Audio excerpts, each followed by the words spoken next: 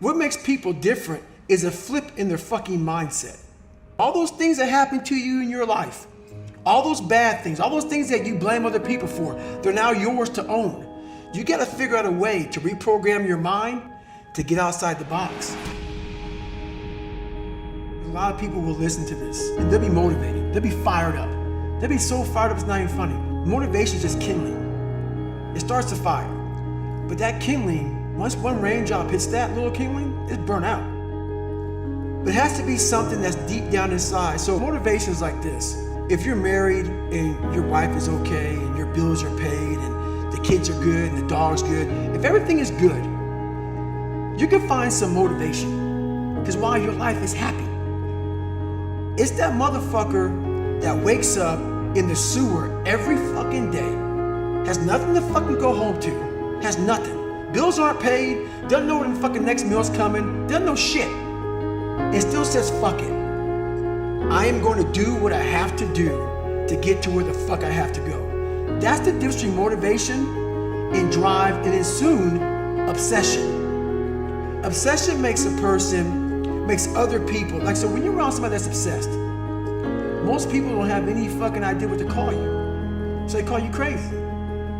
They call you crazy because they don't understand where you're trying to go. Right. What the fuck you're trying to do, what you're trying to be.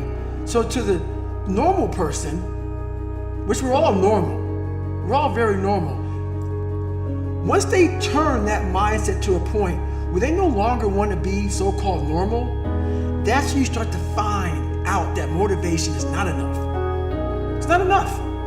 You have to be that person who, no matter what's going on, if you're a big time runner, you don't care what temperature is. Like a bunch of people I run with, guess what they do every morning? Every night, they look to see what the fucking temperature is gonna be tomorrow. Right. What's the temperature gonna be? So am I gonna run inside or gonna run outside?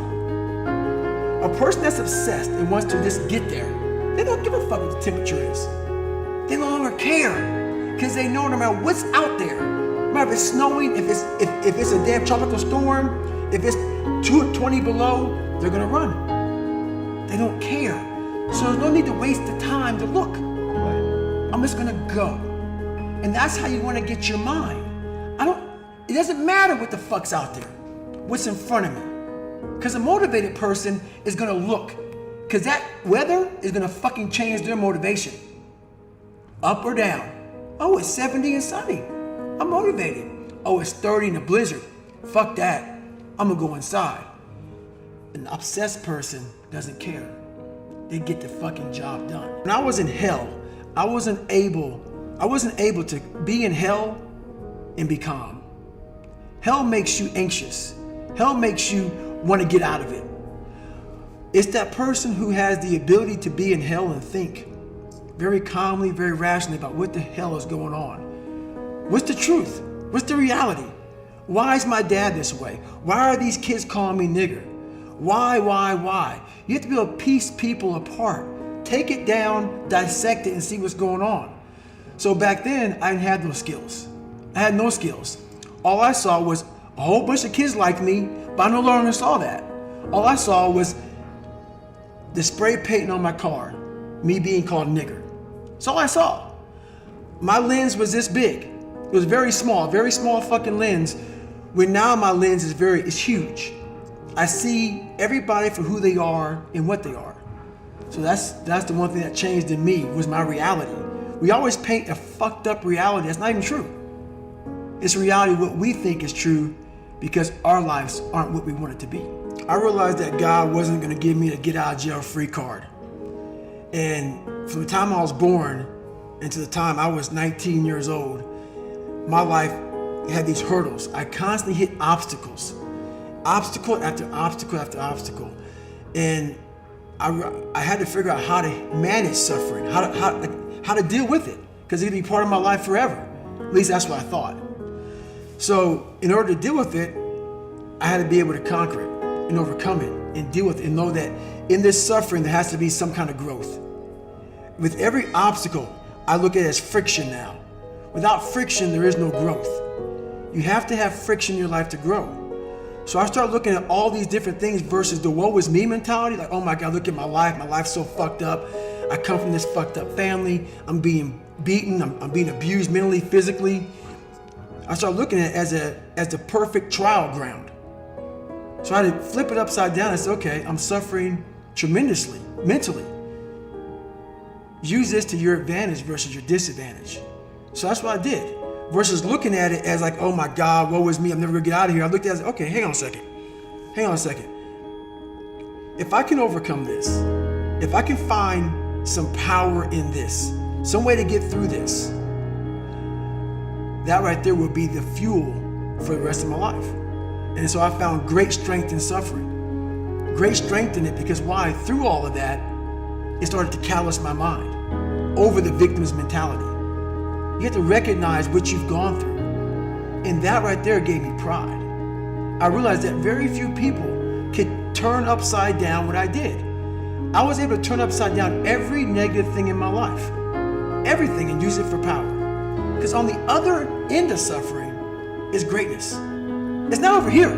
So a whole bunch of us, we put ourselves in this great box. And in that box, there's no suffering in it. So what we do is we shelter ourselves from greatness. So for me, for instance, I was 300 damn pounds at one time in my life. Sprayed for cockroaches, made $1,000 a month. I was living in that box. I would sometimes look over the box and I saw hell, suffering, storms, avalanches, tornadoes. I don't want to go over there, but I knew if I can get through that shit mentally, on the other side was a 185-pound person who's a Navy SEAL, went through Ranger School. Only person to do this, only person to do that, only person to do this. But that's through all of that shit. All that shit I have to go through. So you peek over the box and you go back in and say, oh, I'm okay being 300 pounds, making $1,000 a month. I'm okay over here.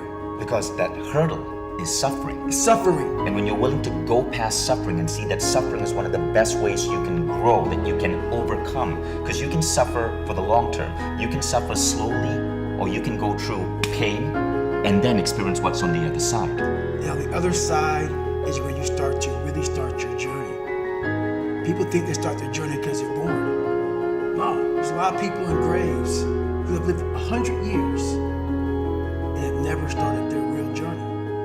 Your real journey starts when you go outside that box and you start climbing mountains. And you think you're at the top of the mountain, you go down the other side of it, think I'm here, and you look up, fuck, there's another fucking mountain. And it goes on, and it goes on, and it goes on. And just when you're getting ready to quit, you crest that final mountain, you get down and you look, and there you are. And it starts to make sense to you then. It doesn't make sense to you until you get outside that fucking box. I'll talk to so many fucking people, and what I say is not for everybody. So many people don't have any clue on what the fuck I'm saying because they're in this box. And it's their brain. The mind's a very powerful thing. It has a tactical advantage over you all the time. It knows your fears.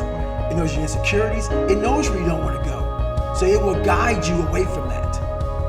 And that's why the mind will always win until you reprogram it. It will always win until you fucking reprogram it.